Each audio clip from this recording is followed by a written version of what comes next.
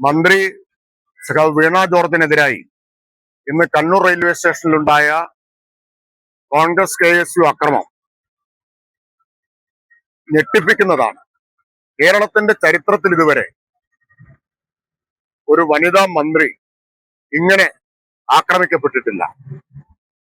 ഇപ്പോ ഗുരുതരമായി പരിക്കേറ്റ് അവർ ആശുപത്രിയിൽ കഴിയുകയാണ്.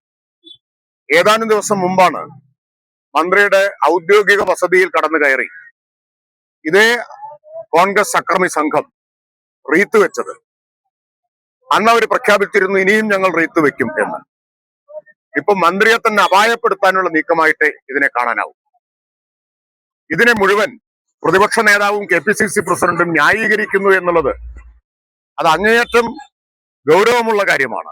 അപ്പൊ ആരുടെ പ്രേരണയിലാണ് ഈ അക്രമം നടത്തിയത് എന്നുള്ളതാണ് വ്യക്തമാവുന്നത്. അല്ലെങ്കിൽ തള്ളിപ്പറയാൻ കഴിയണ്ടേ? തള്ളിപ്പറയാൻ കഴിയാത്തത് ഇവര് പറഞ്ഞു വിട്ടവരാണ് ഈ അക്രമികൾ എന്നതുകൊണ്ടാണ്. ഇതെന്ത് സന്ദേശമാണ് കേരളത്തിൽ നൽകുന്നത്? ഇങ്ങനെയാണോ പ്രതിഷേധം പ്രകടിപ്പിക്കുന്നത്? അവർ പങ്കെടുത്ത പൊതുപരിപാടിയിൽ പ്രതിഷേധമുണ്ടായി.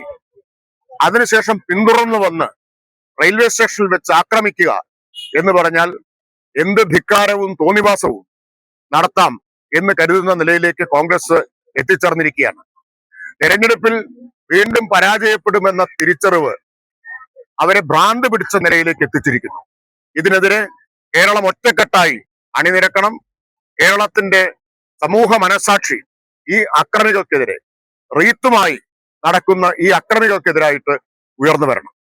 പെണ്ണ് കുതിക്കും പെണ്ണിനെ കുതിപ്പിക്കുന്ന കനക ഘടകാഭരണങ്ങളുടെ കമനീയ ശേഖരവുമായി പട്ടാമ്പി പട്ടണത്തിന്റെ കനക കൊട്ടാരം Manukkas gold and diamonds, Manukkas tower, railway over ബ്രിഡ്ജിന് സമീപം മെയിൻ റോഡ്, പട്ടാമ്പി.